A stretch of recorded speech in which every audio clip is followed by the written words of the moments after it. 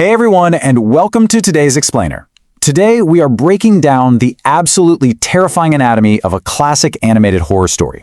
What we're looking at here is honestly a masterclass in how suspense is built, just step by agonizing step. It's a fantastic example of how a narrative can unfold like a highly cinematic film, relying entirely on atmosphere, pacing, and visual storytelling in the mind's eye to really get under your skin and leave a lasting impression. So, I want you to think about this. Have you ever stayed way too late in a totally familiar place only to suddenly realize you aren't alone? It's this universal creeping feeling, right? Well, our source material today drops us straight into that exact eerie atmosphere. We're following a student who is completely bogged down by looming final exams and decides to stay late at the Eden Hill School Library. Now, this is a place they know well. It's supposed to feel safe. But as we'll see, that familiarity, that is exactly what makes the impending terror so incredibly effective. All right, part 1, the setup, a descent into isolation. Okay, let's dive into this. Every good urban legend starts with a false sense of normalcy. At 5 p.m., the library would normally close, but because of final exams, the school decides to keep it open late. At 6 p.m., our student arrives expecting just a standard productive study session. By 8 p.m., which is when they'd usually head home, there are typically still a few other kids lingering around. But then we hit 10 p.m. The student realizes they've completely lost track of time, and the defining characteristic of this specific moment, absolute silence. The environment just effortlessly shifts from a standard evening into a late-night trap. This brings us to part 2, corridors and whispers, the first shift. Let's move along and see how this builds, because in that heavy, absolute silence, a single, stark auditory detail acts as the trigger for sheer panic. The student notes, "I was completely lost in my work when I heard someone limping." And what's really interesting here is how cinematic this feels without relying on any text or cheap tricks. There's no dramatic music swelling, no sudden jump scare. It's literally just the very distinct, irregular sound of someone limping nearby. The student only had about 10 to 15 minutes of work left, but man, that one sound changes the entire atmosphere in a heartbeat. The reaction is immediate. The student grabs their books, frantically flees the library, and bursts into this very long school corridor, making a desperate run for the exit doors. But standing there, bathed in the faint light at the far end of the hall, they spot an unknown woman. Instantly, this deep wave of discomfort washes over them.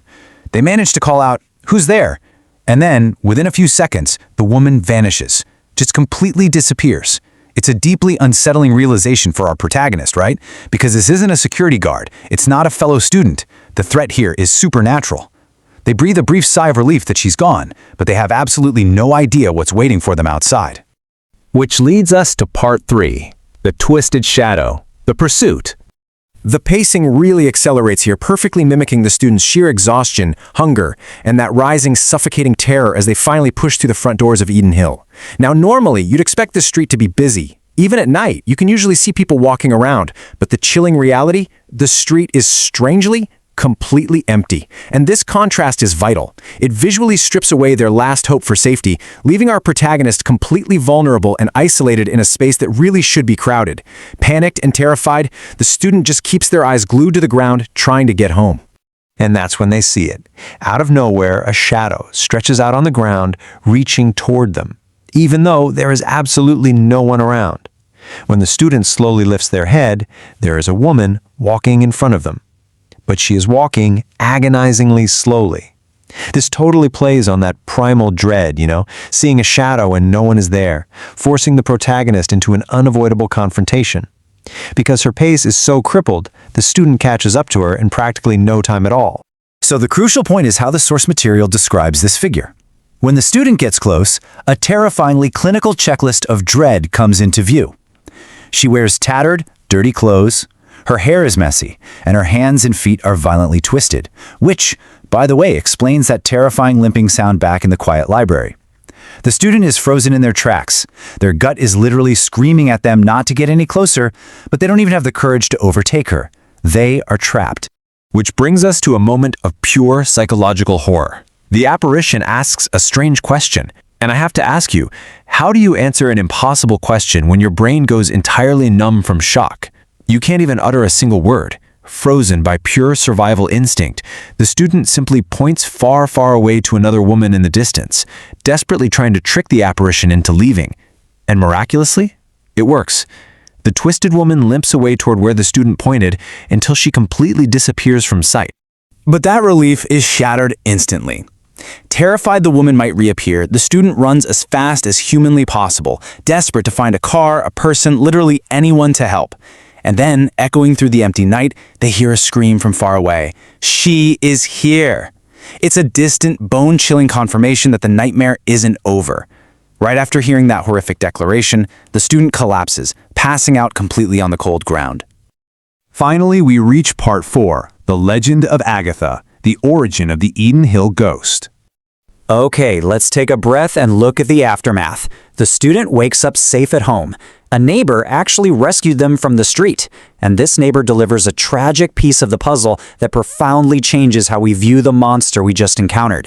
In 1998, a 32-year-old woman named Agatha had a 10-year-old daughter who attended that very same Eden Hill school.